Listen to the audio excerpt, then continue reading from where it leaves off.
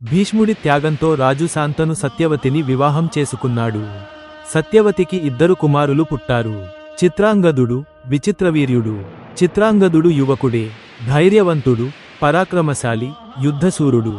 ఆయన యువరాజుగా కురువంశాన్ని పరిపాలించడం ప్రారంభించాడు. కాని అతనికి యుద్ధంలో ఎదురైన శత్రువు గంధర్వరాజు చిత్రాంగదుడు. అదే పేరుగల గంధర్వుడు యుద్ధానికి సవాలు విసిరాడు. 2 రోజులపాటు ఘోరమైన యుద్ధం జరిగింది. 3వ రోజున యువరాజు చిత్రాంగదుడు యుద్ధరంగంలోనే ప్రాణాలు కోల్పోయాడు.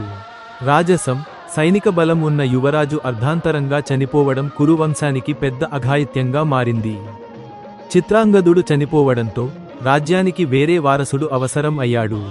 అప్పుడు రాజ్యాధికారం పడింది తన తమ్ముడు విచిత్రవీర్యుడుపై. విచిత్రవీర్యుడు బలహీనుడైన వాడు, ఆరోగ్యపరంగా కూడా రోగగ్రస్తుడు. అతనిలో చిత్రాంగదుడిలా శౌర్యం లేదు.